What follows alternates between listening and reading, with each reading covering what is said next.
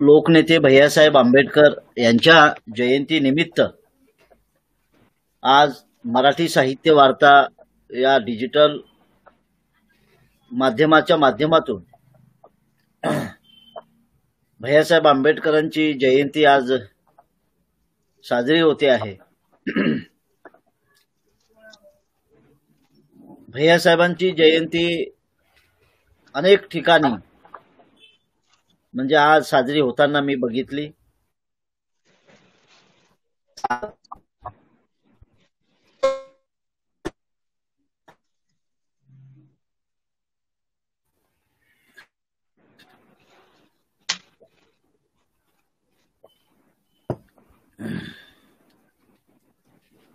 आजच्या या जयंतीच्या निमित्तानं या कार्यक्रमामध्ये उपस्थित असलेले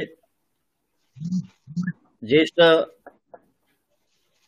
आंबेडकरी इतिहासकार प्राध्यापक प्रकाश जंजाळ सर, या मराठी साहित्य वार्ता डिजिटल माध्यमचे अमरदीप वानखेडे आणि या कार्यक्रमामध्ये सहभागी असलेले सर्व चळवळीतली सर्व मान्यवर, सर्वांना जय भीम करतो।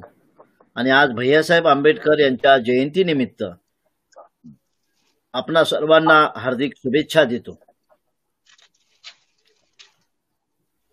आज भैयासाहेब आंबेडकरांची जयंती साजरी होत असताना एक विषय चर्चेला समोर आणला। अमरदीप वानखेडे यांनी सांगितलं की आज भैयासाहेब आंबेडकर आणि डॉक्टर बाबासाहेब आंबेडकर या दोघांचे संबंध या विषयावर आपण काही बोललं पाहिजे।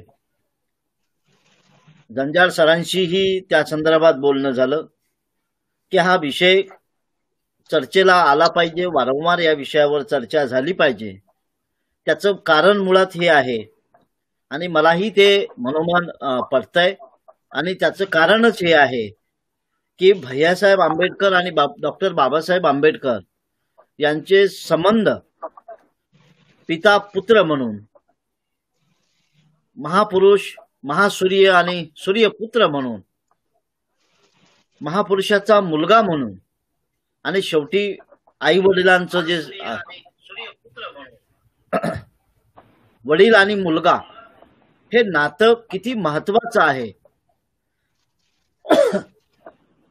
हा विषय चर्चेला का आला, मुळातच अशा विषयाची गरज का पडली, मुळातच हा विषय इतका गंभीर आहे का, या विषयावर चर्चा झाली पाहिजे का, तर मला असं वाटते की सातत्यानं या विषयावर चर्चा झाली पाहिजे। यासाठी आहे की आज मला सांगताना या जयंतीच्या निमित्तानं सांगितलं पाहिजे, आज ती गरज आहे आणि आजच्या दिवशी ते बोललं तर अधिक महत्वाचं ठरेल।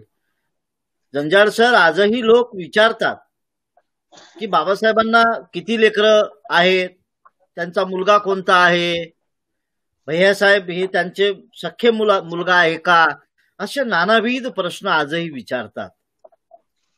म्हणजे चळवळीमध्ये, आंबेडकरी चळवळ गेल्या 60-70 वर्षापासून सातत्यानं अत्यंत जोमाने वाढलेली आहे आणि आजही ती चळवळीतली लोक, जेव्हा आपण काम करत असताना लोक जर विचारत असतील की भैयासाहेब हे बाबासाहेबांचा मुलगा आहे का आणि भैयासाहेबांची कोणती मुलं आहेत आणि मग जी त्यांची नातू आहेत ही नातू त्यांचीच आहेत का, अशा वेगवेगळ्या पद्धतीनं आजही प्रश्न विचारले जातात। आणि मग तेव्हा माझ्यासारख्या कार्यकर्त्याच्या मनात असा प्रश्न उपस्थित होतो की म्हणजे आंबेडकरी चळवळ इतक्या पद्धतीनं वाढते आहे, इतक्या पद्धतीनं म्हणजे वेगवेगळ्या अंगाने ती पुढे जाते आहे आणि आजही जर समाजातली काही माणसं जर हा प्रश्न उपस्थित करत असतील तर मला असं वाटते की इतिहासाचा विपर्यास होतो की काय, आणि मग हा विपर्यास कोण करताय। जर अशा पद्धतीनं जर हा प्रश्न उपस्थित होत असेल तर मला वाटतं की इतिहासाचा विपर्यास निर्माण होतोय आणि हा विपर्यास कोण करताय, असाही प्रश्न या निमित्तानं उपस्थित होतो। आणि हा इतिहासाचा विपर्यास करणारी इतिहासाचा विपर्यास करणारी माणसं गेल्या अनेक वर्षापासून सातत्यानं कार्यरत आहे. आणि ही माणसं कोण आहेत? तर ही आंबेडकरी चळवळीतली स्वतःला धुरीण म्हणणारी, आंबेडकरी चळवळ माझ्या खांद्यावर आहे अशी म्हणणारी, आणि आंबेडकरी चळवळीचं ओझं मीच घेऊन चाललो आहे अशी जी वझं वाहणारी जी आंबेडकरी चळवळीतली जी काही माणसं आहेत त्यांनी सर्वात जास्त याचा विपर्यास केलेला आहे. आणि मग इतिहासाचा काय विपर्यास केला? तर केवळ आंबेडकरी चळवळचा विपर्यास केला नाही, तर डॉक्टर बाबासाहेब आंबेडकर घराण्याचाही त्यांनी विपर्यास केलेला आहे. आणि मग हा विपर्यास भैयासाहेब आंबेडकरांपासून सुरुवात होतो. तर भैयासाहेब आंबेडकरांच्या संदर्भानं, आंबेडकरी घराण्याच्या संदर्भानं आजही ऐतिहासिक विपर्यास केला जातो. आणि म्हणून माझ्या दृष्टीनं हा विषय अत्यंत महत्वाचा आहे. आणि मग त्याच्याकडे आपण जेव्हा बघतो, अशा पद्धतीनं जर होत असेल तर मग भैयासाहेब आंबेडकर आणि त्यांची फॅमिली, त्याही पेक्षा बाबासाहेब आंबेडकरांचं नातं केवळ पिता पुत्राचं होतं का चळवळीचं होतं, विचाराचं होतं, का केवळ रक्ताचं नातं? म्हणून अलीकडे आज फार मोठ्या प्रमाणात चर्चा होते, नातं रक्ताचं की विचाराचं. म्हणून आंबेडकरी चळवळीतले स्वतःला जी मानणारी जी मंडळी आहे आणि स्वतःला फार आंबेडकरी चळवळीचं ज्ञान आहे म्हणणारी माणसं, आजही आम्ही विचाराची माणसं आहोत, आम्ही विचार मानतो, आम्ही रक्त वगैरे मानत नाही. आणि आंबेडकरी चळवळ, बाबासाहेबांचा विचार हा फक्त विचारावरच चालतो, रक्तावर चालत नाही, अशा माणसांना आज खऱ्या अर्थानं उत्तर देण्याची वेळ आलेली आहे. की विचाराचा वारसा बाबासाहेबांनीही चालवला, भैयासाहेब आंबेडकरांनी चालवला, आणि आपणही आज जे काही त्यांच्या नंतरची जे लोक आहेत, अनेकांनी विचाराचा वारसा चालवत आहेत, परंतु रक्ताचा वारसा नाही अशी जी म्हणणारी जी बळभद्री लोक आहेत, अशी म्हणणारी लोक स्वतःला फार आंबेडकरी चळवळीचं तत्वज्ञान आम्ही कोडून पेलेलं आहोत, आंबेडकरी चळवळ आम्हाला फार समजते, अशी जी म्हणणारी माणसं आहेत की त्यांना या संदर्भानं या मंचावरून आजच्या दिवशी मात्र त्यांना आपण ठणकावून सांगितलं पाहिजे, बाबा रे, आंबेडकरी विचार जेवढा महत्वाचा आहे, इंटेलेक्च्युअली जेवढी महत्वाची आहे, आणि आम्ही जरी विचाराचे पायीक असलो, आम्ही विचार महत्वाचा मानतो. आणि मग ही लोक आपल्यासारख्याला आणि भक्ताची उपमा देतात, त्याला त्याची टिंगलटवाली करतात, आणि मग त्याला उत्तर दिलं पाहिजे की केवळ विचाराचं नातं जरी महत्वाचं असलं तरी बाबासाहेबांच्या परिवारामध्ये बाबासाहेब आंबेडकरांनी जी काही चळवळ उभी केली, ती चळवळ भैयासाहेब आंबेडकरांनी अत्यंत ताकदीनं आपल्या खांद्यावर घेतलेली आपल्याला दिसते. म्हणून आपल्याकडे मराठीमध्ये म्हण आहे, बापसे बेटा सवाई. आणि मग ही म्हण जेव्हा आपल्या समोर येते तेव्हा असं लक्षात येतं की बापसे बेटा सवाई असं म्हणत असताना बाबासाहेब आंबेडकरांनी जी चळवळ उभी केली, ती भैयासाहेब आंबेडकरांनी निश्चितपणानं बाबासाहेबांच्या ज्या अपेक्षेनं जी चळवळ भैयासाहेबांच्या वर जी आलेली होती, ती अपेक्षा त्या भैयासाहेब आंबेडकरांनी आपल्या जीवन हयातीमध्ये, मला तरी वाटतं की ती चळवळ त्यांनी अत्यंत निष्ठेनं, त्यागाने, समर्पणानं आणि अत्यंत परिश्रमानं ती चळवळ त्यांनी त्यांच्या हयातीत चालवलेली आहे. आणि त्यांच्या नंतरही त्यांच्या कुटुंबातली जी फॅमिली आहे, त्यांच्या घरचे जे सर्व लोक आहेत, हे आजही चालवताना दिसतात. आणि मग त्यांना आंबेडकरी चळवळ जेव्हा धोक्यात येते, म्हणजे उदाहरण द्यायचं झालं, काल परवाचं उदाहरण तुम्हाला माहित आहे की भीमा कोरेगावच्या संदर्भानं जेव्हा समाज असुरक्षित झाला, भीमा कोरेगावचं प्रकरण जेव्हा समोर आलं आणि समाज जेव्हा असुरक्षित झाला, तेव्हा त्यांना मात्र बाळासाहेब आंबेडकरांच्या शिवाय पर्याय नव्हता. समाज जेव्हा असुरक्षित होतो तेव्हा त्यांना वाटतं की बाळासाहेब आंबेडकर, प्रकाश आंबेडकर हे आमचे नेते आहेत. आणि जेव्हा त्याच्यातून ते बाहेर आले आणि आज मात्र त्यांना परत रक्ताचं, विचाराचं, आणि मग त्याची काय गरज आहे, आणि आज परत ते आल्या मार्गाने परत जात आहेत. आणि मग त्यांना त्या पद्धतीनं, म्हणजे मला असं वाटतंय की ही फार मोठी, म्हणजे चळवळीला ही चळवळीला गती न देणारी बाब आहे.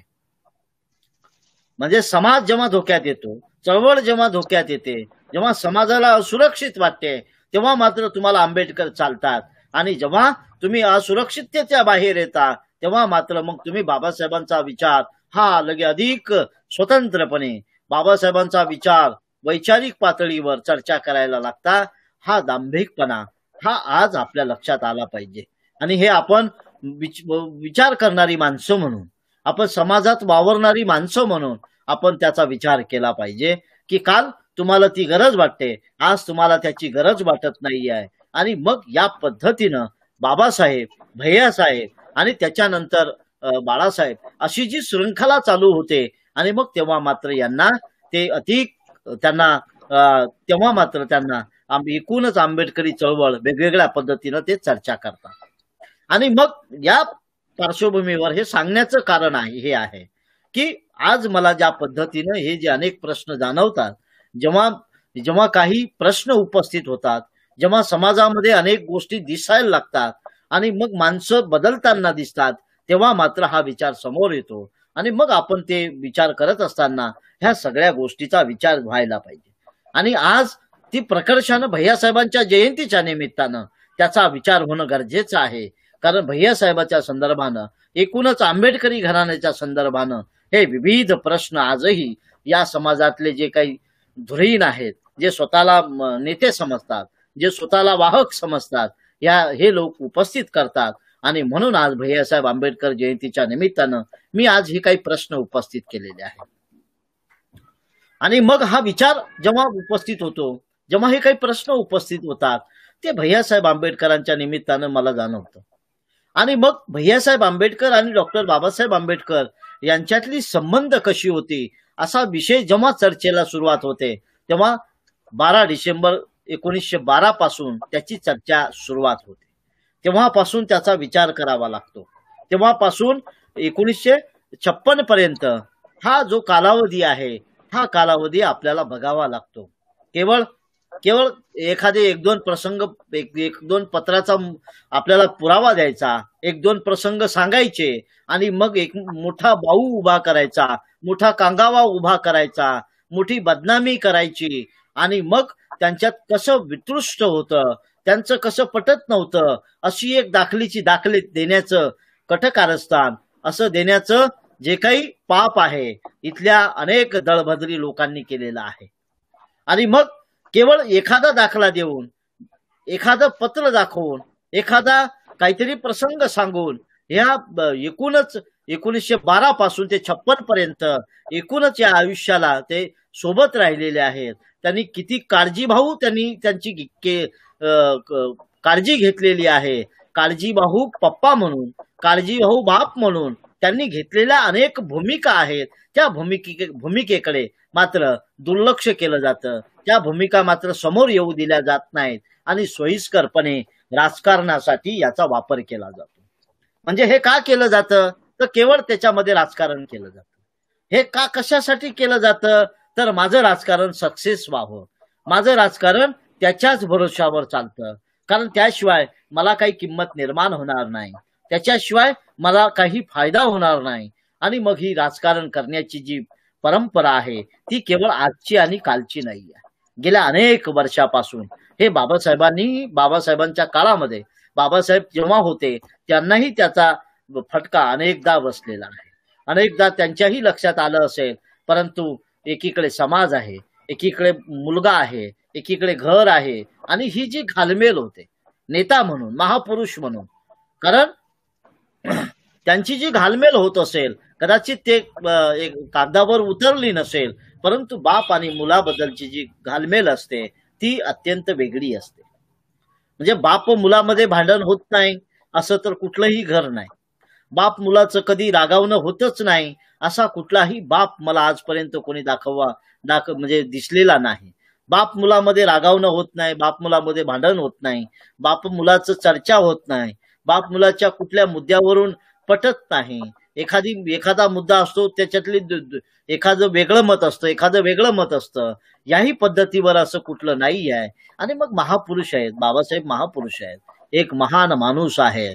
तो एक बाप म्हणून त्यांच्यामधली जी असलेली जी विचार आहे, त्यांच्यामध्ये असलेली जी भावना आहे, मुलाप्रती असलेली करुणा आहे, त्याचे अनेक दाखले जंजाळ सर जंजाळ सरांनी जे पुस्तक लिहिलं त्याच्यामध्ये अनेक दाखले दिलेले आहेत आणि अनेक दाखले उपलब्ध आहेत, संदर्भासहित उपलब्ध आहेत. केवळ कल्पित विषयावर आपण अजिबात बोलत नाही, केवळ काल्पनिक विषय घेऊन आपण बोलत नाही आणि या विषय संदर्भासहित बोलल्या जातो. या विषयाचे सगळे पुरावे ऐतिहासिक पुरावे आहेत. आणि हे पुरावे असताना मग त्या बाबतीत असं का होतं? आणि मग मी तुम्हाला मगाशी बोलल्याप्रमाणे की आजही राजकारण होतं, कालही राजकारण होतं आणि परवाही तर सगळ्यात मोठं राजकारण होतं. म्हणजे बाबासाहेब असताना त्यांच्या हयातीत आज जेवढं राजकारण झालं नाही त्याही पेक्षा जास्त त्या काळात राजकारण झालं. कारण प्रश्न होता नेतृत्वाचा, प्रश्न होता या सगळ्या प्रक्रियेचा. आंबेडकर म्हणजे बाबासाहेबांचं नेतृत्व म्हणजे बाबासाहेबांचा वारसा जर मुलाकडे गेला तर माझं कसं होईल? बाबासाहेबांचा वारसा जर मुलाकडे गेला तर मी उभा राहील की नाही, मी नेता होईल की नाही, मला कोणी विचारणार आहे की नाही, ह्या ज्या मनातल्या ज्या भीती होत्या, या मनामध्ये चाललेली या अनेक नेतृत्वांची घालमेल होती, त्याला एक मोठा आधार आपल्याला पाहायला मिळतो. आणि मग राजकारण करायचं तर किती करायचं, त्याला काही मर्यादा असतात, राजकारणाच्या मर्यादा असतात. लोकशाहीमध्ये भांडणे जरूर असतात, राजकारण जरूर होतं, परंतु ह्या अनेक गोष्टी का होतात? कारण त्याला कारण असतं नेतृत्वाचा अभाव, नेतृत्वाची लढाई, नेतृत्वाची चढाई, नेतृत्वाचं भांडण, ह्या वेगवेगळ्या त्याला आपल्याला पाहायला मिळते. म्हणजे त्यातलं एक उदाहरण मला देता येईल, ते आता आठवलं म्हणून. जंजाळ सरांच्या पुस्तकामध्ये ते उदाहरण दिलेलं आहे सरांनी. की काय उदाहरण आहे तर जेव्हा 1954ची निवडणूक होती भंडाऱ्याची आणि ती निवडणूक बाबासाहेब 10,000 मतांनी हारले. म्हणजे हा संदर्भ जंजाळ सरांच्या पुस्तकातला आहे, फार चांगला संदर्भ आहे. आणि बाबासाहेब अत्यंत त्या निवडणूक हारल्यानंतर एखादा महापुरुष जेव्हा निवडणूक हारतो तेव्हा त्या महापुरुषाला काय वेदना होत असते. आणि कोणी हरवलं तर समाजानेच हरवलं, काँग्रेसनी हरवलं, तिथल्या अनेक राजकारण केल्या गेलं. आणि मग जेव्हा त्यांची हार झाली तेव्हा तो माणूस किती कुठल्या अवस्थेत असेल, या अवस्थेत सुद्धा म्हणजे या अवस्थेत असताना जेव्हा बाबासाहेबांना मुंबईवरून कॉल आला, त्यावेळेस बॅरिस्टर खोब्रागडे आणि संदर्भ दिलेले, आणि मुंबईवरून कॉल आला की बाबासाहेब आंबेडकर, एक आनंदाची बातमी अशी आहे की तुम्हाला नातू झालेला आहे. तेव्हा प्रकाश आंबेडकर यांचा जन्म 10 मे 1954चा त्याच कालावधीमधला. आणि हा जेव्हा कॉल आला, तार आली आणि बाबासाहेबांना जेव्हा कळालं की भैयासाहेबांना मुलगा झाला, पहिला मुलगा झाला आणि मला नातू झाला, मी आजोबा झालो, हा आनंद, तो जो पराभव झाला होता निवडणुकीमधला, तो निवडणुकीतला पराभव ते अक्षरशः विसरून गेले. काय आनंद असेल तो.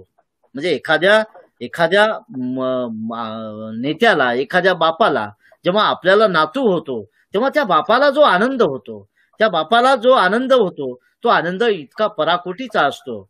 सरांनी फार चांगलं वर्णन केलं की एवढा मोठा पराभव बाबासाहेब आंबेडकर विसरून गेले.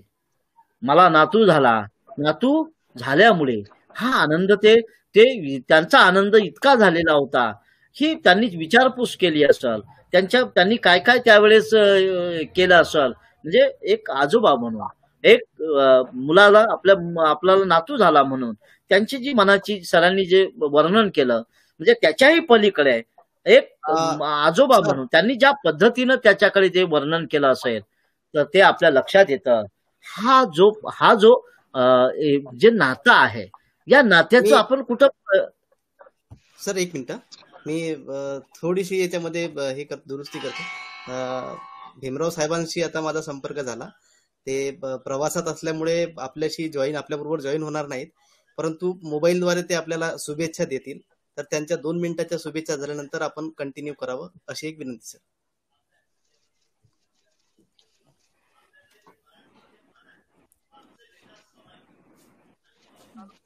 आपल्यासोबत आहेत रिपब्लिकन सेनेचे सरसेनानी आदरणीय आनंदराजे आंबेडकर साहेब.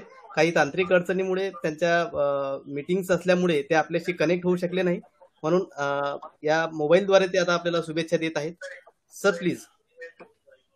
बाबासाहेब आंबेडकरांच्या जयंतीनिमित्त आपल्या सर्व जनतेला मी लाख लाख शुभेच्छा देतो.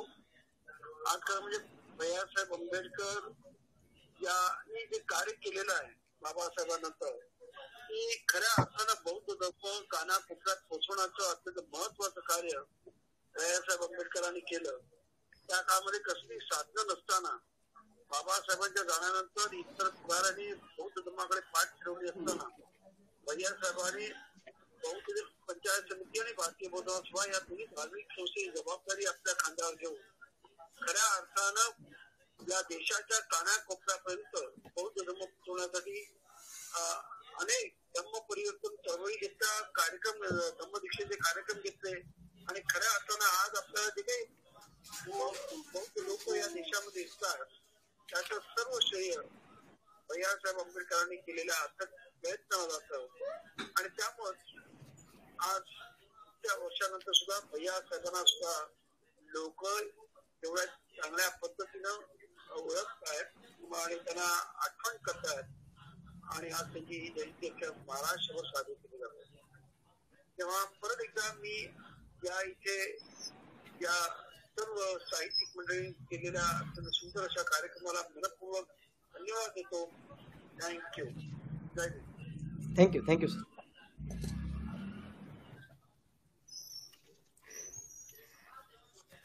काही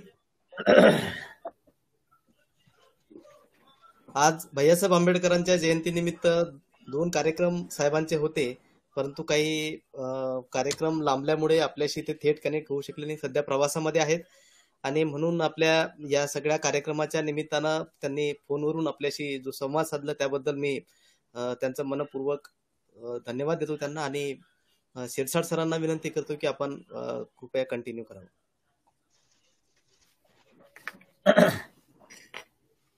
मी मगाशी मुद्दा जो मांडत होतो की बाबासाहेबांचं आणि भैयासाहेबांचं जे काही संबंध होते ते किती आंतरिक होते, किती पद्धतीनं त्याच्यावर त्यांनी, म्हणजे मी जे उदाहरण सांगितलं तुम्हाला आता की नातू झाल्याचा आनंद बाबासाहेबांना किती झाला होता आणि मग नंतर त्याच्या पुढे आपल्याला ते माहित आहे की ते त्याचा आनंद त्यांच्या मनामध्ये कशा पद्धतीनं असेल. त्याच्यानंतरचं तुम्हाला दुसरं उदाहरण सांगता येईल की 11 जानेवारी 1948 चं उदाहरण तुम्हाला सांगतो की बाबासाहेबांचे जे बालपणीचे मित्र होते नवल भाथेना हे बाबासाहेबांचे मित्र होते लहानपणापासूनचे आणि त्यांचे नंतरही त्यांचे चांगले संबंध राहिले. आणि 11 जानेवारी 1948 त्यांनी जे पत्र लिहिलं होतं आणि त्या पत्रामध्ये बाबासाहेब आंबेडकर कशा भावना व्यक्त करतात की मुलाबद्दलची जी काळजी व्यक्त करतात, मुलाबद्दलची जी भावना व्यक्त करतात की ती मला असं वाटते की ती अधिक महत्वाची आहे. म्हणजे स्वतःच्या प्रकृती, त्यांना माहित आहे की माझी प्रकृती फार बिघडते आहे, माझी प्रकृती साथ देत नाही आहे, माझी प्रकृती नाजूक आहे आणि अशाही परिस्थितीत ते पत्रव्यवहार करतात, त्यांना बोलतात, त्यांना परत ते दुसरा मुद्दा जे सांगतात की भैयासाहेब आंबेडकरांना त्या भैयासाहेब आंबेडकरांबद्दल ते बोलतात की भैयासाहेब आंबेडकरांना काहीतरी आपल्याला बिझनेस टाकून द्यायचा आहे, भैयासाहेब आंबेडकरांना आपल्याला आर्थिक दृष्ट्या उभं करायचं आहे, त्याला काय करावं लागेल, त्याला तुला जे मदत करायची असेल किंवा तुला जो करायचं असेल, त्याला जे करायचं असेल ते आपण केलं पाहिजे. परंतु भैयासाहेब आंबेडकर सातत्यानं त्यांना अनेक बिझनेस टाकता आले असते, आणि बाबासाहेबांचा मुलगा म्हणून त्यांना काही कुठे प्रॉब्लेम आला नसता, परंतु भैयासाहेब आंबेडकरांनी जे काही क्षेत्र निवडलं, म्हणजे बिझनेसच्या संदर्भातलं किंवा व्यवहाराच्या संदर्भातलं किंवा चरितार्थाच्या दृष्टीनं, तर त्यांनी जी प्रेस टाकली ती प्रेस त्यांनी जाणीवपूर्वक निवडलेली आणि त्यांना आवडत होतं ते प्रेसचा जे काही होतं ती त्यांना त्यांच्या आवडीचा व्यवसाय होता. आणि तो जो व्यवसाय निवडला आणि तो व्यवसाय निवडला म्हणजे ती त्यांच्या मागची दृष्टी मला असं वाटते की ते काही त्यांचा काय विचार असेल किंवा त्यांनी हा व्यवसाय का निवडला असेल. तर त्यांचा व्यवसाय निवडत असताना मला असं वाटते की बाबासाहेब आंबेडकरांच्या जी काही कुठली चळवळ इतकी जोमानं चालत होती, जी बाबासाहेबांच्या चळवळीला माझ्या या दृष्टीनं काय हातभार लावता येईल का, या दृष्टीनं मला त्याचा काही उपयोग होईल का किंवा त्याला अधिक पुढे जाता येईल का, आणि त्या दृष्टीनं कदाचित भैयासाहेब आंबेडकरांच्या विचारामध्ये डोक्यामध्ये हा एक विचार असू शकतो आणि तो विचार अधिक महत्वाचा आहे. आणि आपल्या जे बाबासाहेब आंबेडकरांचं काम आहे ते माझ्याकडूनही झालं पाहिजे, मी ते पुढे कसं नेईल म्हणून कदाचित हा व्यवसाय त्यांनी निवडला असेल. आणि बाबासाहेब सातत्यानं काळजी जे करतात त्याचे अनेक दाखले आहेत, अनेक उदाहरणं आहेत. आणि काही लोक त्याला सातत्यानं म्हणजे आपल्याला माहित आहे की त्या बाबासाहेब आंबेडकर हे त्यांच्या दोघांच्या मध्ये कशा पद्धतीनं संबंध वाईट होते हेच अधिक लोकांपर्यंत पोहोचलेलं आहे. म्हणजे माझ्या माहितीनुसार मला जोपर्यंत भैयासाहेब आंबेडकर जेव्हा माहीत नव्हते तोपर्यंत मला हेच माझ्यावर बिंबवण्यात आलं, जेव्हा तोपर्यंत हीच चर्चा आली की यांचं दोघांचं कसं विकृष्ट आहे, जाणीवपूर्वक हे सगळे कशा पद्धतीनं पेरलं जातं, हे कोण पेरतं, कशासाठी पेरतं हे आपल्या सगळ्यांना माहीत आहे. हा काही परत सांगण्याची काही गरज नाहीये. आणि मग भैयासाहेब आंबेडकर आणि बाबासाहेब आंबेडकरांचा जो संबंध होता तो अत्यंत म्हणजे काळजी जी करणारी बाबासाहेब आंबेडकर हे जशी त्यांच्यासाठी समाजासाठी जीवाचं रान करणारे बाबासाहेब आपल्या मुलासाठी सुद्धा त्यांनी काळजी केली नसेल का, त्यांनी त्याच्याविषयी जी काही आपली भावना होती ती भावना ती त्याच पद्धतीची होती. म्हणजे अनेक आपले जे काही आंबेडकरी गायक आहेत स्वतःला म्हणजे जे गाणं गातात सातत्यानं ज्यांना काही माहीत नसतं, अत्यंत चुकीची माहिती रमाईच्या बद्दल यांच्याबद्दल ती सातत्यानं पेरत असतात की ज्या गोष्टी केल्या नाहीत त्याच गोष्टी परत परत करण्याचा दाखवतात. म्हणजे रमाई जी आहे आणि भैयासाहेब आहेत यांचं दोघांचं नातं जे माय लेकाचं नातं होतं ते त्या संदर्भात भैयासाहेबांनी लिहिलेलं आहे की आईशी जे नातं कसं होतं आणि आई गेल्यानंतर म्हणजे बाबासाहेब आंबेडकर यांच्याशी बाबासाहेब आंबेडकरांवर दुहेरी जबाबदारी आहे. म्हणजे रमाई गेल्यानंतर आई आणि पुत्र, आई आणि पिता या दोन्ही भूमिकेत बाबासाहेबांना जावं लागलं.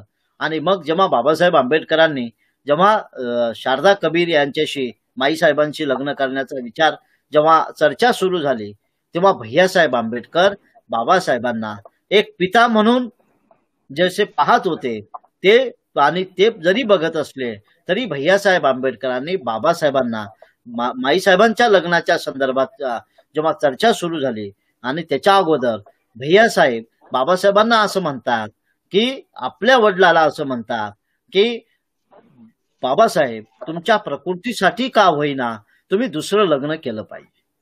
म्हणजे इतक्या जवळचं नातं बाबासाहेबांचं आणि भैयासाहेबांचं होतं की काय नातं होतं, इतकं जवळचं नातं होतं की बापाला आपल्या भैयासाहेब अत्यंत ताकदीनं म्हणजे विश्वासाने बाप म्हणून अत्यंत मोलाचा म्हणजे चर्चा करतात की बाबासाहेब तुम्ही तुमच्या प्रकृतीसाठी दुसरं लग्न केलं पाहिजे आणि ते सुद्धा मान्यता देतात.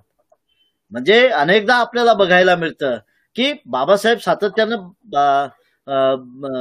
भैयासाहेब सातत्यानं बाबासाहेबाला लहानपणापासून घाबरायचे, त्यांच्यावर फार मोठा प्रभाव होता, वडील म्हणून प्रभाव होता, एक मोठा विद्वान म्हणून प्रभाव होता.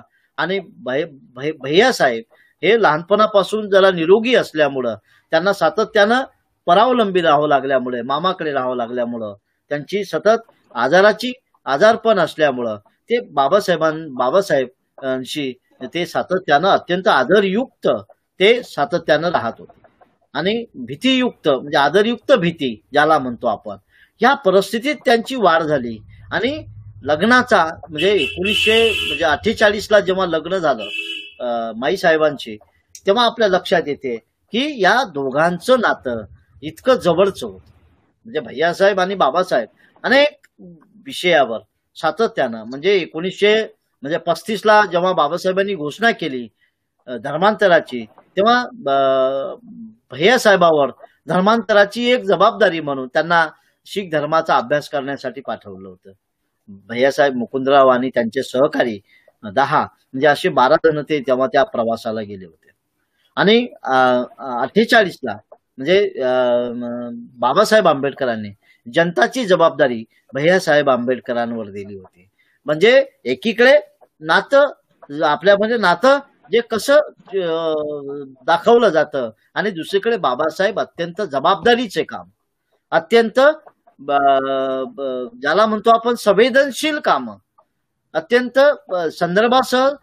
संदर्भ शोधण्याचे काम, अत्यंत ताकदीची कामं, म्हणजे तुम्हाला नेतृत्व उभं राहण्याची कामं, अशी ही कामं जी होती ती बाबासाहेबांनी भैयासाहेबावर दिली होती. आणि बाबासाहेबांना भैयासाहेबांच्या ताकदीचा म्हणजे त्यांच्यावर विश्वास होता. त्यांनी त्या विश्वासाला पात्र म्हणून त्यांच्यावर अनेक जबाबदाऱ्या दिलेल्या होत्या. म्हणजे महापरिनिर्वाणापर्यंत वेगवेगळ्या जबाबदाऱ्या त्यांनी स्वीकारल्या आणि ती भैयासाहेबांनी तीही ताकदीनं स्वीकारलेल्या आहेत. आणि म्हणून भैयासाहेब आंबेडकर आणि बाबासाहेबांचं नातं अत्यंत जवळचं होतं. काही लोक ज्या पद्धतीनं त्याचा परिणाम जाणवतात आणि या विषयावर जंजाळ सर अधिक बोलतील. मला वाटते कार्यक्रमाला बराचसा उशीर झालेला आहे आणि या कार्यक्रमाला उशीर झाल्यामुळं तांत्रिक अडचणीमुळं ते अधिक त्याला फार उशीर न करता मला असं वाटते की हे जो मी जे सांगितलं ते अत्यंत आजच्या घडीला फार गरजेचं आहे. तो विश्वास आपण निर्माण केला पाहिजे आणि ज्यांना कुणाला अशा पद्धतीनं जे नात्यासंदर्भाचं जे काही निर्मिती केली जाते त्याला आपण चांगल्या पद्धतीनं आपण समजावून सांगितलं पाहिजे, उत्तर दिलं पाहिजे. आणि ही भूमिका आज वठवणं गरजेचं आहे. आणि म्हणून आजच्या या जयंतीच्या निमित्तानं मला असं वाटतं की एक चांगली चर्चा, चांगला विषय घेऊन आज मराठी साहित्य वार्तानं ही संधी दिलेली आहे. त्या संधी दिल्याबद्दल मराठी साहित्य वार्ताचे आभार मानतो आणि माझं जे काही मनोगत आहे ते थांबवतो. धन्यवाद. जय भीम.